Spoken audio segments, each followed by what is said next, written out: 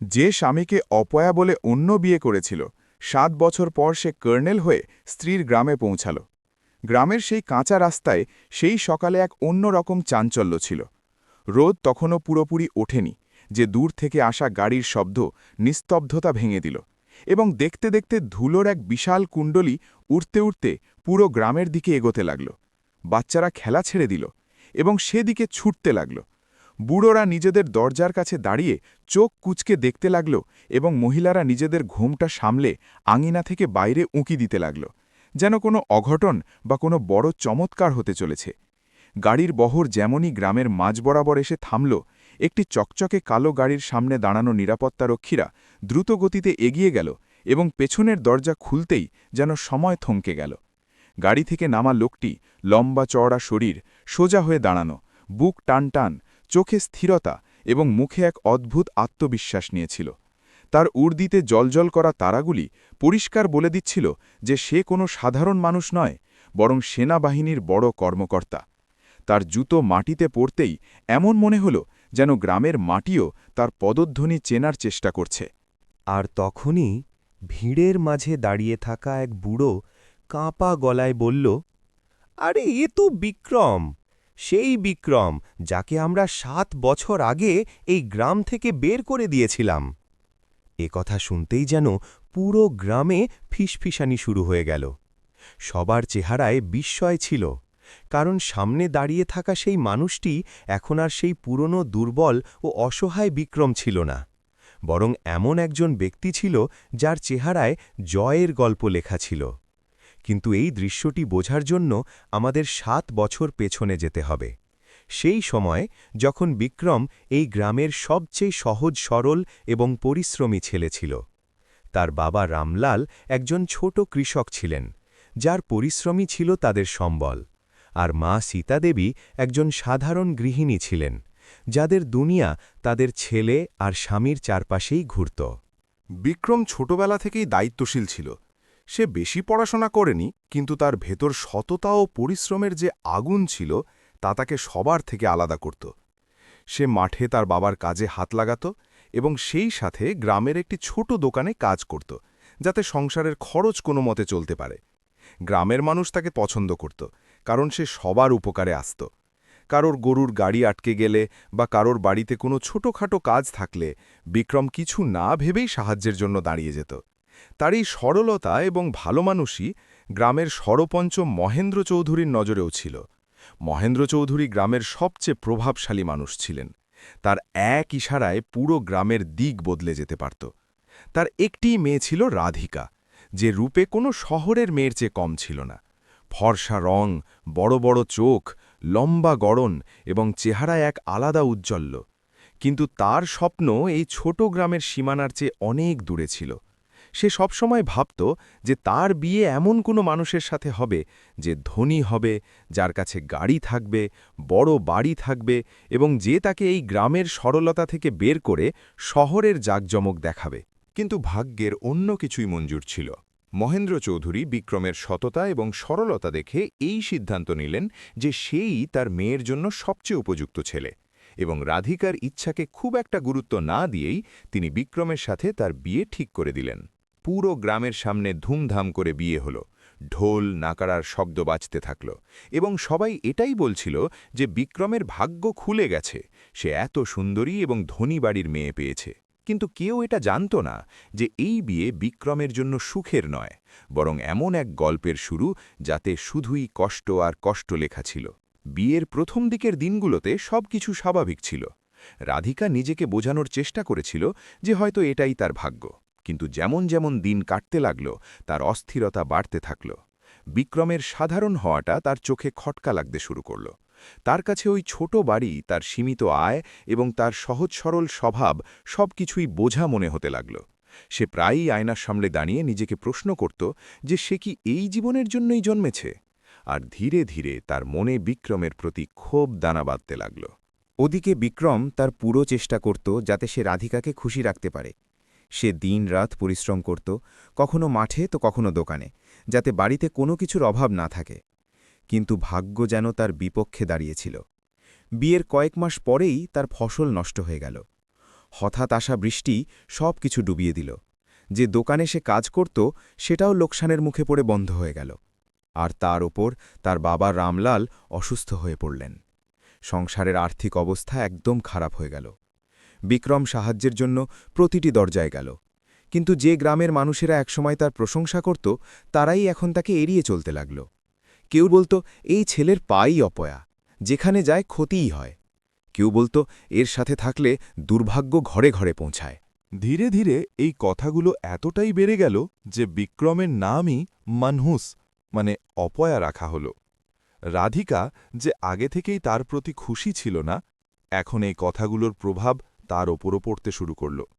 সে প্রতিটি ছোট বড় কথায় বিক্রমকে খোঁটা দিত।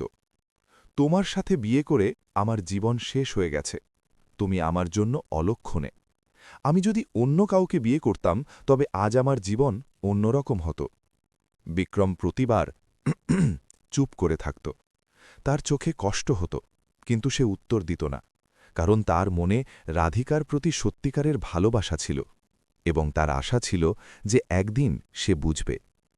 কিন্তু পরিস্থিতি দিনের পর দিন আরও খারাপ হতে থাকল। একদিন এমন এলো যখন রামলালের শরীর হঠাৎ খুব খারাপ হয়ে গেল। তাকে তৎক্ষণাৎ শহরের বড় হাসপাতালে নিয়ে যাওয়ার দরকার ছিল, কিন্তু বিক্রমের কাছে এত টাকা ছিল না। সে গ্রামের প্রতিটি মানুষের কাছে সাহায্য চাইল, এমনকি সরপঞ্চ মহেন্দ্র চৌধুরীর দরজাতেও গেল, কিন্তু কেউ তার সাহায্য করল না। সবাই তাকে অপয়া বলে দরজা বন্ধ করে দিল। আর অবশেষে টাকার অভাবে রামলাল শেষ নিঃশ্বাস ত্যাগ করলেন। সেদিন বিক্রমের দুনিয়া পুরোপুরি উজাড় হয়ে গেল, কিন্তু তার দুঃখের চেয়ে বেশি মানুষ তার ওপর দোষারোপ করল বাধিকাও। সবার সামনে বলল যে এসব বিক্রমের কারণেই হয়েছে। যদি এই অপয়া না হতো তবে তার বাবা আজ বেঁচে থাকতেন। এই কথা আগুনের মতো পুরো গ্রামে ছড়িয়ে পড়ল এবং পরের দিনই পঞ্চায়েত ডাকা হল। গ্রামের ঠিক মাঝখানে বটগাছের নিচে সবাই জড়ো হল। সরপঞ্চ মহেন্দ্র চৌধুরী উঁচু আসনে বসেছিলেন এবং তার সামনে দাঁড়িয়েছিল বিক্রম, যার মাথা নিচু ছিল এবং চোখে জল ছিল। পঞ্চায়েতে একের পর এক মানুষ দাঁড়িয়ে বিক্রমের বিরুদ্ধে বলতে লাগল। কেউ বলতো একে গ্রাম থেকে বের করে দাও, এ অলক্ষণে। কেউ বলতো এ থাকলে গ্রামে কখনো সুখ শান্তি আসবে না। বিক্রম বারবার হাত জোড় করে বলতে লাগল যে সে ইচ্ছে করে কিছু করেনি, সে নির্দোষ। কিন্তু তার গলা কোলাহলে চাপা পড়ে গেল এবং তারপর সেই মুহূর্ত এলো যা তার জীবনকে চিরকালের জন্য বদলে দিল।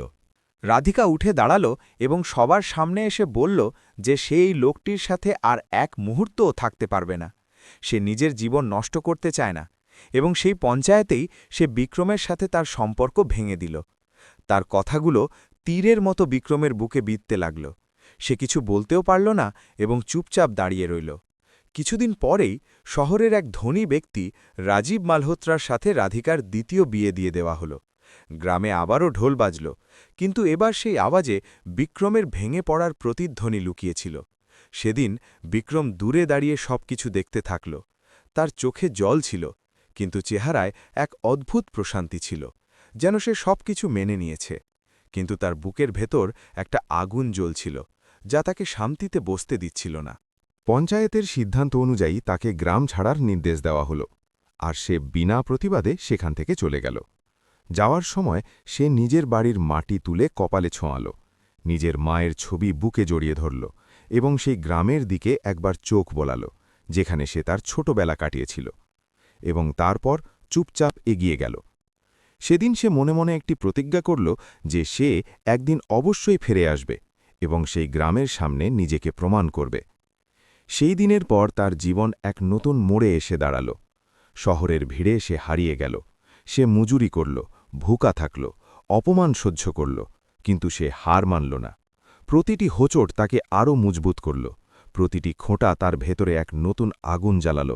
সে নিজের কাছে কথা দিল যে সে নিজের ভাগ্য নিজেই লিখবে, এবং ধীরে ধীরে তার এই সংকল্প তার শক্তিতে পরিণত হল। সময় কাটতে থাকল, বছর গুড়িয়ে গেল, এবং যে বিক্রমকে একসময় মানুষ অপয়া বলত, সেই এখন নিজের পরিশ্রম আর সাহসে এক নতুন পরিচয় তৈরি করছিল। কিন্তু সেই সময় গ্রামের মানুষের এ ধারণাও ছিল না যে তাদের তাড়িয়ে দেওয়া সেই ছেলেই একদিন তাদের ভাগ্য বদলানোর রূপকার হয়ে ফিরে আসবে। আর আজ যখন সেই বিক্রম একজন কর্নেল হয়ে সেই গ্রামের মাটিতে ফিরে এসেছিল, তখন সবার নজর নিচু ছিল এবং মনে শুধু একটাই প্রশ্ন ছিল যে সে কি প্রতিশোধ নিতে এসেছে নাকি নিজের গল্পের এক নতুন। বন্ধুরা, যদি আপনাদের গল্পটি পছন্দ হয়ে থাকে তবে আমার আপনাদের কাছে একটি ছোট্ট বিনীত অনুরোধ যে আপনারা এই ভিডিওটিতে একটি লাইক করে আমাদের চ্যানেলটি সাবস্ক্রাইব করে নিন এবং ভিডিওটিকে হাই পয়েন্টও করে দিন। বিক্রম সেদিন যখন গ্রামের সীমানা পার করছিল তখন তার পা ভারী ছিল ঠিকই, কিন্তু বুকের ভেতর এক অদ্ভুত জেদ জ্বলছিল। সে পেছন ফিরে তাকাতে চায়নি, কারণ তার ভয় ছিল যে সে যদি একবারও সেই গ্রামের দিকে তাকায় তবে হয়তো তার সাহস ভেঙে যাবে। তাই সে ক্রমাগত এগিয়ে গেল, না জেনেই যে তার পরবর্তী ঠিকানা কী হবে তার কাছে। না কোনো টাকা ছিল, না কোনো আশ্রয়, শুধু চোখে অপমানের জ্বালা আর বুকে এক প্রতিজ্ঞা ছিল যে এখন সে নিজেকে এতটাই শক্তিশালী বানাবে যে দুনিয়া তাকে চিনতে বাধ্য হবে। শহরের ভিড়ে পা রাখতেই সে বুঝতে পারল যে এখানে প্রতিটি মানুষ নিজের লড়াই নিজে লড়ছে, কারো সাথে কারো কোনো মানে নেই। প্রথম দিনেই তাকে কাজের খোঁজে অনেক জায়গায় ঘুরতে হলো, কিন্তু সব জায়গায় তাকে প্রত্যাখ্যান করা হলো। কেউ বলতো অভিজ্ঞতা নেই, কেউ বলতো সুপারিশানো, আর কেউ না দেখেই না করে দিত। দিন গড়িয়ে গেল, পেটে ক্ষুধার আগুন জ্বলতে লাগল, কিন্তু পকেট খালি ছিল। সেই রাতে ফুটপাথে ঘুমানোর সময়ে সে প্রথমবারের মতো অনুভব করল যে জীবন কতটা নিষ্ঠুর হতে পারে। পরের কয়েকদিন ধরে এই সিলসিলাই চলতে থাকল। সে সকালে বেরোত, কাজ খুঁজত এবং সন্ধ্যায় ক্লান্ত শ্রান্ত হয়ে ফিরে আসত। কখনো সে দিনমজুরির কাজ পেত, তো কখনো সে না খেয়েই ঘুমিয়ে পড়ত। কিন্তু সে হার মানেনি। প্রতি রাতে এসে আকাশের দিকে তাকিয়ে নিজেকে একটাই কথা বলত যে একদিন সে নিশ্চয়ই কিছু একটা হয়ে দেখাবে। একদিন যখন সে একটি নির্মাণস্থলে ইট বইছিল, তখনই সেখানে এক সেনা অফিসার এলো। তার হাঁটাচলায় এক আলাদা দাপট ছিল, তার চেহারায় আত্মবিশ্বাস এবং চোখে এক অদ্ভুত চমক ছিল। বিক্রম প্রথমবারের মতো কাউকে এভাবে দেখেছিল। সে কাজ করতে করতে বারবার তার দিকে তাকাচ্ছিল। তখনই হঠাৎ তার পা পিছলে গেল এবং সে পড়ে গেল, কিন্তু সে সাথে সাথে নিজেকে সামলে নিল। এটা দেখে সেই অফিসার তার কাছে এলো এবং বলল, পড়ে গিয়ে ওঠার অভ্যাস আছে তোমার? বিক্রম মাথা তুলে তাকালো এবং প্রথমবারের মতো তার চোখে কেউ ভরসা দেখিয়েছিল। সে ধীরে ধীরে বলল, স্যার, জীবন এতবার ফেলেছে যে এখন আর পড়ে যাওয়ার ভয় লাগে না। সেই অফিসারের মুখে হালকা হাসি এলো এবং সে জিজ্ঞেস করল, নাম কি তোমার? বিক্রম উত্তর দিল, বিক্রম। সেই অফিসার কিছুক্ষণ তাকে দেখলেন, যেন তিনি তার ভেতরে কিছু পড়ার চেষ্টা করছেন। তারপর তিনি বললেন, যদি সত্যি কিছু হতে চাও তবে সেনাবাহিনীতে ভর্তি হও। সেখানে পড়ে যাওয়া মানুষদের ওঠা শেখানো হয় এবং হার মানা মানুষদের কোনো জায়গা থাকে না। এই কথা বিক্রমের বনে গেঁথে গেল। সেই রাতে সে ভাবল যে এটাই তার রাস্তা। পরের দিনই সে নিয়োগ কার্যালয়ে পৌঁছে গেল। সেখানে হাজার হাজার ছেলে লাইনে দাঁড়িয়েছিল। সবার চোখে মুখে আশা ছিল। বিক্রমও সেই লাইনে দাঁড়িয়ে পড়ল। কিন্তু এই সফর সহজ ছিল না। ফিজিক্যাল টেস্টে তার অবস্থা খারাপ হয়ে গেল।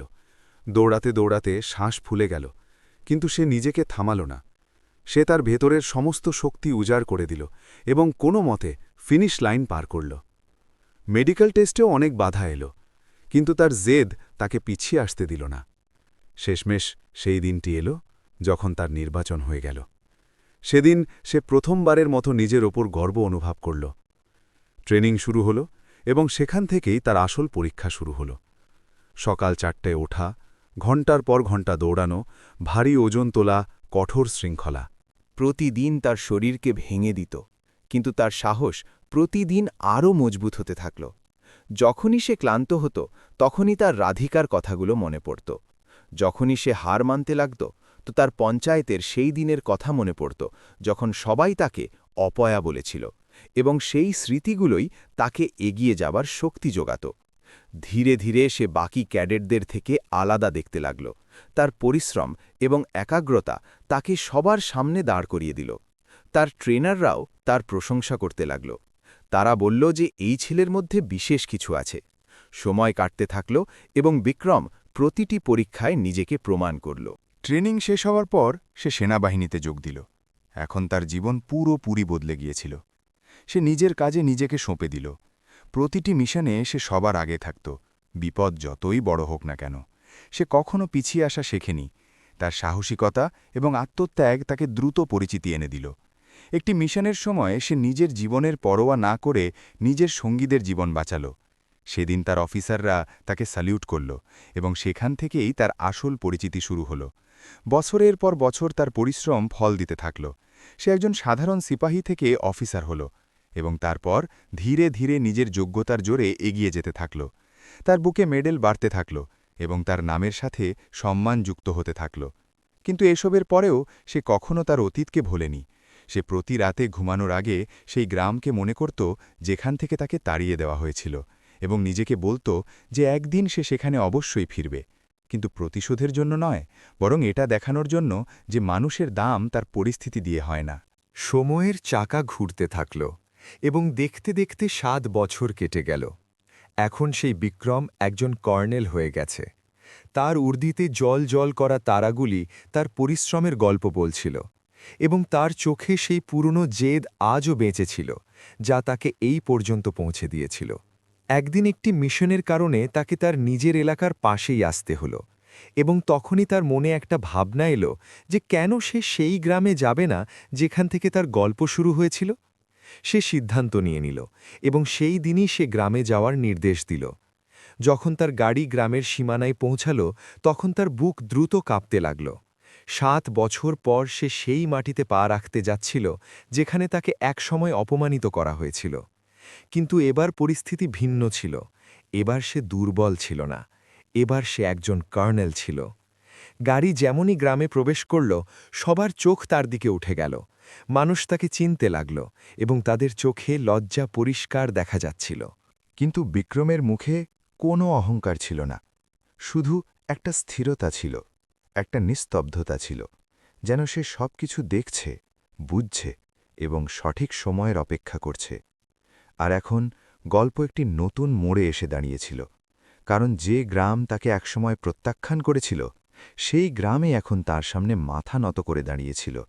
কিন্তু আসল প্রশ্ন এখনও সেটাই ছিল যে বিক্রম কি তার অতীতের হিসাব চোকাবে, নাকি সে এমন কিছু করবে যা সবার চিন্তাধারা বদলে দেবে। আর এখন গ্রামের সেই আঙিনায়, যেখানে রাধিকা কখনো বউ হয়ে এসেছিল, সেখানে এখন নিস্তব্ধতা বিরাজ করছিল। না সেই হাসি ছিল, না সেই অহংকার যা কখনো তার চোখে পরিষ্কার দেখা যেত। সময় যেন তার চেহারা থেকে সমস্ত উজ্জ্বল্য কেড়ে নিয়েছিল।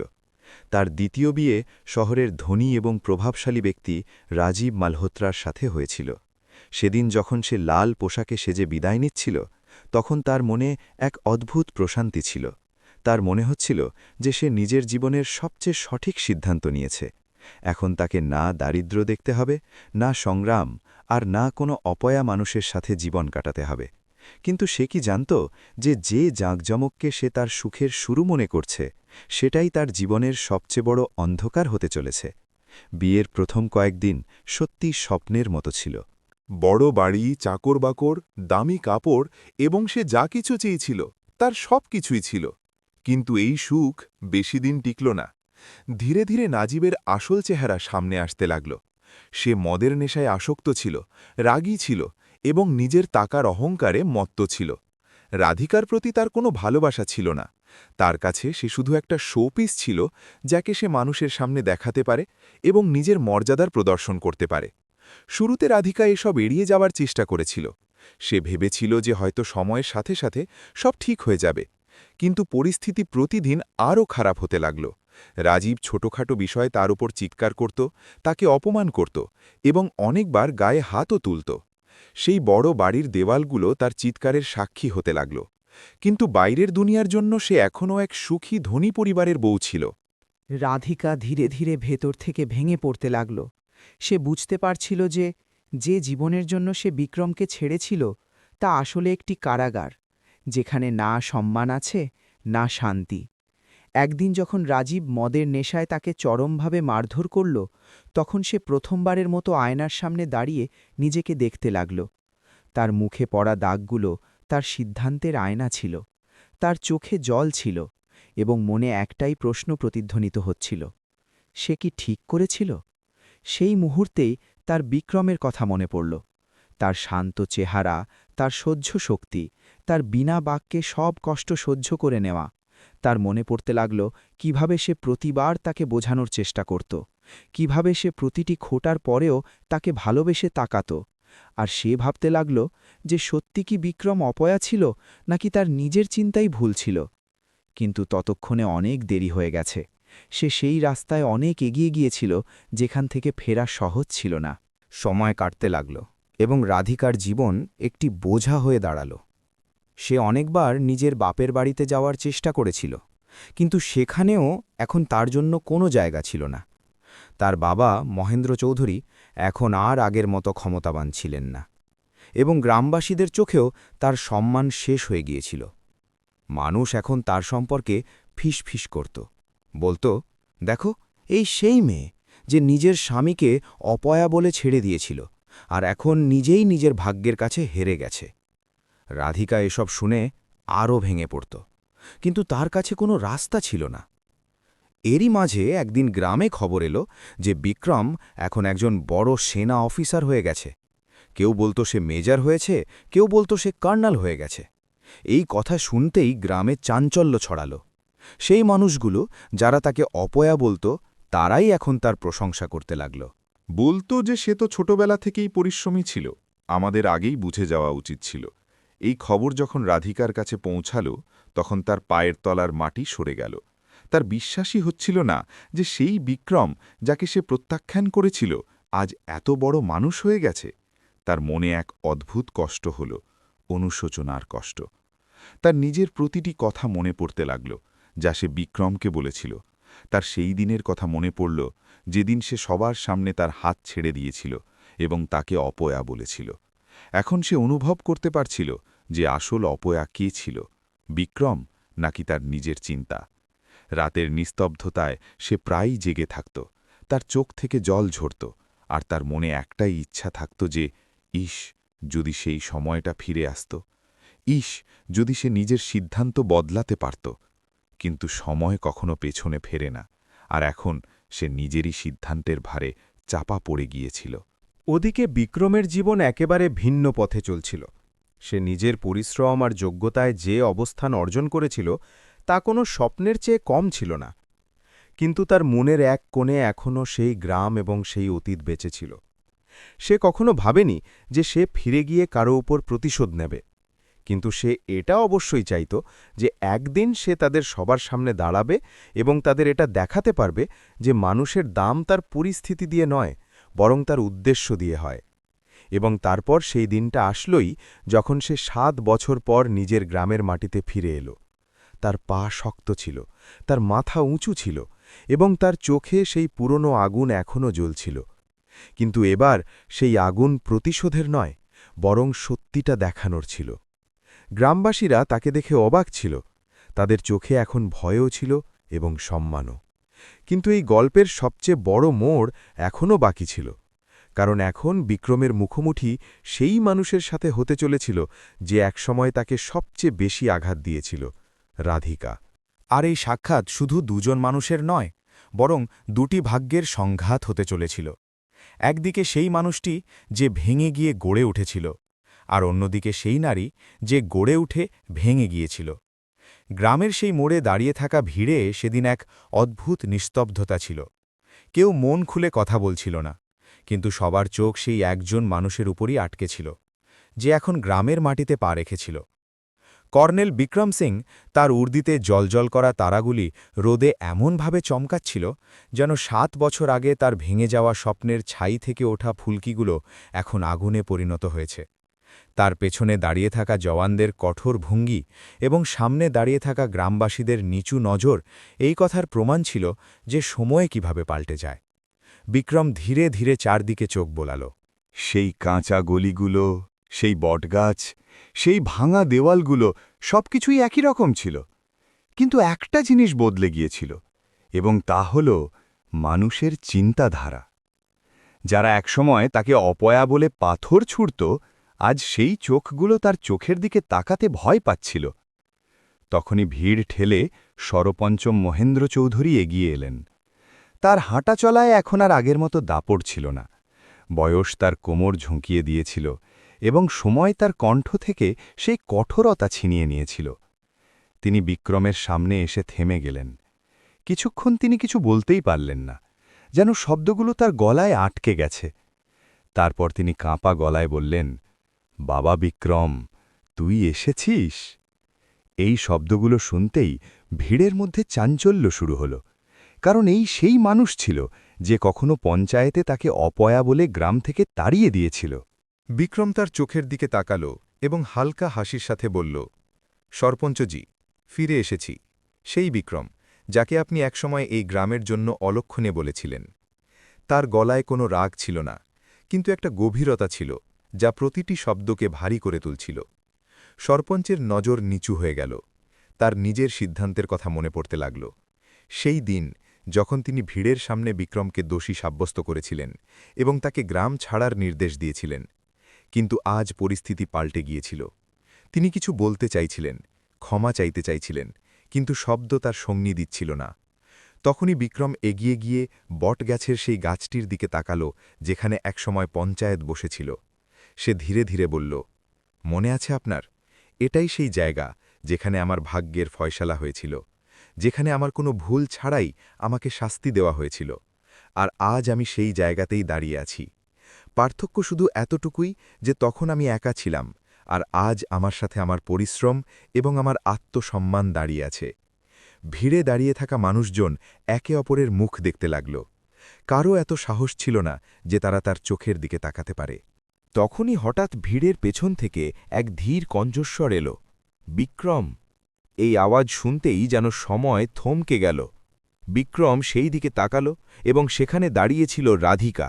তার চেহারা আগের মতো ছিল না, তার চোখের নিচে কালি পড়েছিল, ঠোঁটের হাসি উধাও হয়ে গিয়েছিল এবং চেহারায় অনুশোচনার গভীর রেখা পরিষ্কার দেখা যাচ্ছিল। সে ধীরে ধীরে পা বাড়িয়ে বিক্রমের সামনে এসে দাঁড়াল।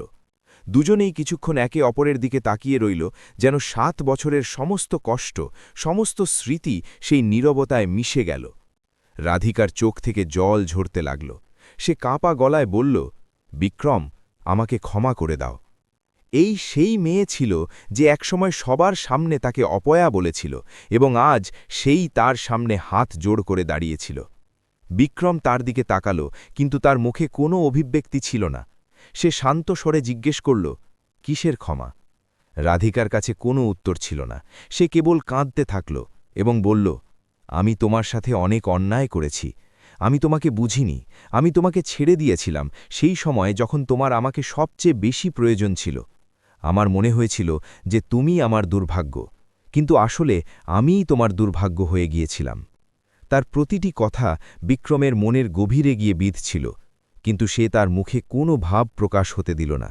সে ধীরে ধীরে বলল, রাধিকা, সেদিন যখন তুমি আমার হাত ছেড়েছিলে তখন আমার খুব কষ্ট হয়েছিল, কিন্তু আজ আমার কোনো রাগ নেই, কারণ আমি সেই কষ্টকেই আমার শক্তিতে পরিণত করে নিয়েছি।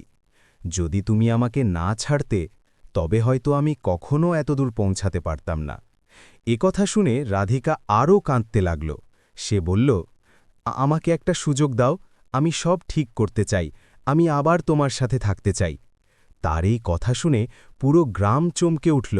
সবাই বিক্রমের দিকে তাকাতে লাগল যে এখন সে কি উত্তর দেবে। বিক্রম কিছুক্ষণের জন্য চুপ রইল। সে চারদিকে তাকাল, সেই মানুষগুলোর দিকে যারা একসময় তার বিপক্ষে দাঁড়িয়েছিল, আর তারপর সে গভীর শ্বাস নিয়ে বলল, জীবন সবসময় দ্বিতীয় সুযোগ দেয় না রাধিকা। কিছু সিদ্ধান্ত এমন হয় যা আমাদের পুরো জীবন বদলে দেয়। তুমিও এমনই একটি সিদ্ধান্ত নিয়েছিলে, এবং আমিও সেদিন একটি সিদ্ধান্ত নিয়েছিলাম যে আমি আমার কষ্টকে আমার পরিচয় হতে দেব না।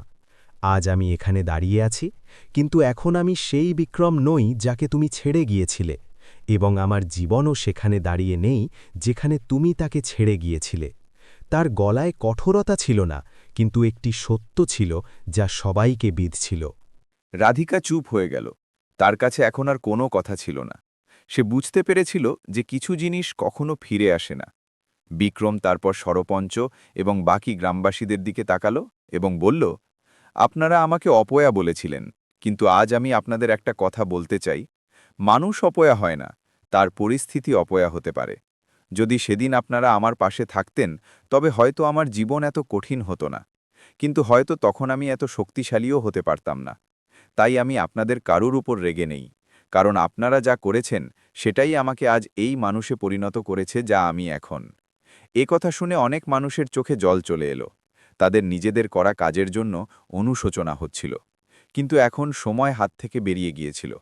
বিক্রম আরও বলল, আমি এখানে প্রতিশোধ নিতে আসিনি। আমি এখানে এটা দেখাতে এসেছি যে মানুষের মূল্যায়ন তার খারাপ সময় দিয়ে করা উচিত নয়, কারণ সময় বদলাতে দেরি লাগে না, আর যে আজ নিচে আছে সে কাল ওপরেও থাকতে পারে।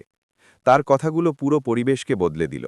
গ্রামে যে ভয় ছিল তা ধীরে ধীরে সম্মানে বদলাতে লাগল। আর এখন সবার মনে একটাই প্রশ্ন ছিল, যে এর পর কি হবে? বিক্রম কি সত্যি সব ভুলে গিয়ে এগিয়ে যাবে, নাকি তার গল্পে এখনও অন্য কোনো মোড় বাকি আছে? গ্রামের সেই মোড়ে দাঁড়িয়ে থাকা প্রতিটি মানুষের শ্বাস যেন আটকে গিয়েছিল। সবার নজর শুধু বিক্রমের দিকেই আটকে ছিল, কারণ এখন যে সিদ্ধান্তই হতে চলেছিল তা শুধু দুজন মানুষের জীবন নয়, বরং পুরো গ্রামের চিন্তাধারাকে বদলে দেওয়ার মতো ছিল। রাধিকা এখনও তার সামনে দাঁড়িয়েছিল, মাথা নিচু, চোখ থেকে অনবরত জল ঝরছে এবং তার ঠোঁট কাঁপছিল, যেন সে কিছু বলতে চাইছে, কিন্তু শব্দ তার সঙ্গী দিচ্ছিল না। বিক্রম কিছুক্ষণ তার দিকে তাকিয়ে রইল। তার চোখে মুখে সেই একই কষ্ট ছিল যা সে কয়েক বছর আগে অনুভব করেছিল। পার্থক্য শুধু এতটুকুই ছিল যে তখন সেই কষ্ট তার বুকে ছিল, আর আজ সেই একই কষ্ট রাধিকার চোখে পরিষ্কার দেখা যাচ্ছিল। চারদিকে দাঁড়িয়ে থাকা মানুষ এই নিস্তব্ধতা অনুভব করছিল। কেউ কিছু বলার সাহস পাচ্ছিল না। তখনই বিক্রম ধীরে ধীরে গভীর শ্বাস নিল এবং নিজের নজর রাধিকা থেকে সরিয়ে আকাশের দিকে তুলে ধরল, যেন সে নিজের ভেতরে জেগে ওঠা আবেগগুলোকে নিয়ন্ত্রণ করার চেষ্টা করছে। সে নিজের চোখ বন্ধ করল এবং এক মুহূর্তের জন্য সে আবার সেই অতীতে পৌঁছে গেল, যেখানে সে একজন দুর্বল ও অসহায় মানুষ ছিল, যাকে তার আপনজনরাই প্রত্যাখ্যান করেছিল। তার সেই রাতের কথা মনে পড়ল, যখন সে ক্ষুধার্ত অবস্থায় ফুটপাতে ঘুমিয়েছিল। তার সেই দিনের কথা মনে পড়ল, যখন সে তার বাবাকে হারিয়েছিল এবং কেউ তাকে সাহায্য করেনি। তার সেই মুহূর্তের কথা মনে পড়ল, যখন রাধিকার সবার সামনে তার হাত ছেড়ে দিয়েছিল এবং তাকে অপয়া বলেছিল। এই সমস্ত স্মৃতি তার বুকে ঝড়ের মতো আছড়ে পড়ছিল। কিন্তু পরের মুহূর্তেই সে নিজের চোখ খুলল এবং নিজেকে সামলে নিল, কারণ এখন সে আর সেই পুরনো বিক্রম ছিল না যে এই স্মৃতিগুলোতে ভেঙে পড়বে। এখন সে এমন একজন মানুষে পরিণত হয়েছে যে নিজের কষ্টকে নিজের শক্তিতে রূপান্তর করেছে। সে শান্ত কিন্তু দৃঢ় কণ্ঠে বলল, রাধিকা, জীবনে কিছু সিদ্ধান্ত এমন হয় যা ফিরে নেওয়া যায় না, আর তোমার সিদ্ধান্তও ছিল ঠিক তেমনই একটি। তার কণ্ঠে কোনো রাগ ছিল না, কিন্তু একটা স্থিরতা ছিল যা প্রতিটি শব্দকে গভীর করে তুলছিল। রাধিকা ধীরে ধীরে মাথা তুলল। তার চোখে আশা এবং ভয় দুটোই ছিল। সে কাঁপা গলায় বলল, আমি কি একটা সুযোগও পাব না? বিক্রম তার দিকে তাকাল। তার চোখে এখনও সেই সততা ছিল যা একসময় তার ভালোবাসায় ছিল, কিন্তু এখন তাতে কোনো দুর্বলতা ছিল না। সে বলল, সুযোগ তুমি সেই দিন পেয়েছিলে যখন আমি তোমার সাথে দাঁড়িয়েছিলাম, যখন পুরো পৃথিবী আমার বিরুদ্ধে ছিল, কিন্তু তুমি আমার সঙ্গ ছেড়ে দিলে, আর আজ যখন আমি সফল হয়ে দাঁড়িয়ে আছি তখন তুমি আমার কাছে ফিরতে চাইছ। এটা সময়ের খেলা রাধিকা, আর সময় সবসময় একরকম থাকে না। তার কথা শুনে রাধিকার চোখ থেকে জল আরও দ্রুত বইতে লাগল। সে বুঝতে পেরেছিল যে সে যা হারিয়েছে তার কখনো ফিরে পাওয়া সম্ভব নয়। তবুও সে শেষ চেষ্টা হিসেবে বলল, আমি আমার প্রতিটি অপরাধের শাস্তি ভোগ করতে প্রস্তুত, শুধু আমাকে তোমার জীবনে ফিরিয়ে নাও। বিক্রম কিছুক্ষণ চুপ করে থাকল। সে চারদিকে তাকাল, সেই গ্রাম যেখানে সে তার শৈশব কাটিয়েছিল, যেখানে সে অপমান সহ্য করেছিল এবং যেখান থেকে সে তার নতুন জীবনে শুরু করেছিল। তারপর সে ধীরে ধীরে বলল, ক্ষমা এবং সম্পর্ক দুটো আলাদা জিনিস রাধিকা। আমি তোমাকে ক্ষমা করছি, কারণ আমি যদি তোমাকে ক্ষমা না করি তবে আমি নিজে কখনো সামনে এগিয়ে যেতে পারব না। কিন্তু তার মানে এই নয় যে আমি তোমাকে আমার জীবনে ফিরিয়ে নিতে পারি। আমার জীবন এখন সেই মোড় থেকে অনেক দূরে এগিয়ে গেছে, যেখানে তুমি তাকে ছেড়ে গিয়েছিলে। তার এই কথা শুনে রাধিকার পায়ের তলার মাটি সরে গেল। সে সেখানেই মাটিতে বসে পড়ল এবং হু হু করে কাঁদতে লাগল। কিন্তু এবারে তার চোখের জলে কোনো আশা ছিল না, ছিল শুধু অনুশোচনা। বিক্রম একবার তার দিকে তাকাল এবং তারপর গ্রামবাসীদের দিকে ফিরল। সে উঁচু গলায় বলল, আজ আমি এখানে প্রতিশোধ নিতে আসিনি। আমি যদি চাইতাম তবে আপনাদের সবাইকে আপনাদের কৃতকর্মের শাস্তি দিতে পারতাম। কিন্তু আমি তেমন মানুষ হতে চাই না যেমনটা আপনারা আমাকে ভেবেছিলেন। আমি এখানে এক নতুন শুরু করতে এসেছি। তার কথা শুনে মানুষ একে অপরের দিকে তাকাতে লাগল। তারা বুঝতে পারছিল না সে কি করতে চলেছে। তখনই বিক্রম আরও বলল, এই গ্রাম আমাকে অনেক কিছু শিখিয়েছে, কষ্টও দিয়েছে, আবার সাহসও দিয়েছে। তাই আমি চাই এই গ্রাম যেন আর কোনো বিক্রমকে জন্ম না দেয়, যাকে বিনা দোষে অপয়া বলে বের করে দেওয়া হয়। এর জন্য আমি এখানে একটি স্কুল এবং একটি ছোট হাসপাতাল তৈরি করব, যাতে এখানকার শিশুরা উন্নত শিক্ষা পায় এবং কাউকে যেন চিকিৎসার জন্য টাকার অভাবে প্রাণ হারাতে না হয়। এ কথা শুনে পুরো গ্রামে নিস্তব্ধতা নেমে এলো। কেউ বিশ্বাস করতে পারছিল না যে মানুষের সাথে তারা এত খারাপ ব্যবহার করেছে সেই আজ তাদের জন্য এত বড় কাজ করতে চলেছে। সরপঞ্চ মহেন্দ্র চৌধুরীর চোখ থেকে জল ঝরতে লাগল। তিনি এগিয়ে এলেন এবং বিক্রমের পায়ে লুটিয়ে পড়লেন, কিন্তু বিক্রম তৎক্ষণাৎ তাকে তুলে জড়িয়ে ধরল এবং বলল, পুরনো কথা এখন ভুলে যান সরপঞ্চজি, সময় আমাদের নিজেদের বদলানোর সুযোগ দেয়, আর আজ সেই সুযোগই আপনাদের সামনে। তার এই কথা শুনে সেখানে দাঁড়িয়ে থাকা প্রতিটি মানুষের মনে এক নতুন আশা জেগে উঠল। গ্রামের মানুষ প্রথমবারের মতো বুঝতে পারল যে মানুষের আসল শক্তি তার প্রতিশোধে নয়, বরং তার ক্ষমায় থাকে। ওদিকে রাধিকা এখনও মাটিতে বসে কাঁদছিল, কিন্তু তার চোখের জলে এখন এক আলাদা প্রশান্তি ছিল, যেন সে তার ভেতরের সমস্ত তিক্ততা বের করে দিয়েছে। সে ধীরে ধীরে উঠে বিক্রমের দিকে তাকাল এবং কিছু না বলে সেখান থেকে চলে গেল, কারণ সে বুঝে গিয়েছিল যে কিছু সম্পর্ক সময়ের সাথে শেষ হয়ে যায় এবং সেগুলোকে ফিরে পাওয়ার চেষ্টা কেবল কষ্টই দেয়। বিক্রম শেষবারের মতো সেই গ্রামের দিকে তাকাল এবং তারপর নিজের গাড়ির দিকে এগিয়ে গেল। যখনই সে গাড়িতে বসল এবং গাড়ির বহর সামনে এগিয়ে চলল, পুরো গ্রামের মানুষ তাকে স্যালিউট করতে লাগল। সেই দৃশ্যটি কোনো সিনেমার চেয়ে কম ছিল না, কিন্তু এটি কোনো সিনেমা ছিল না। এটি ছিল এমন এক বাস্তবতা যা সেই প্রতিটি মানুষের জন্য একটি শিক্ষা ছিল, যারা কাউকে তার খারাপ সময়ের ভিত্তিতে বিচার করে। গাড়ি ধীরে ধীরে গ্রাম থেকে বেরিয়ে গেল, কিন্তু পেছনে ফেলে গেল এমন এক গল্প যা মানুষ বছরের পর বছর মনে রাখবে। আর এখন প্রশ্ন আপনাদের কাছে, আপনারা যদি বিক্রমের জায়গায় হতেন, তবে কি আপনারাও একই সিদ্ধান্ত নিতেন? ক্ষমা করে সামনে এগিয়ে যেতেন নাকি নিজের অপমানের প্রতিশোধ নিতেন?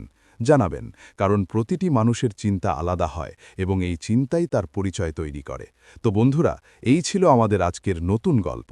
আপনাদের এই গল্পটি কেমন লেগেছে তা আমাদের কমেন্ট করে অবশ্যই জানাবেন। আর যদি গল্পটি আপনার সামান্যতমও পছন্দ হয়ে থাকে, তবে আমাদের ইউটিউব চ্যানেলটি সাবস্ক্রাইব করে নিন এবং এই ভিডিওটিতে একটি লাইক করে দিন। আবার দেখা হবে নতুন এবং আকর্ষণীয় কোনো গল্পের সাথে। ততক্ষণ পর্যন্ত ধন্যবাদ।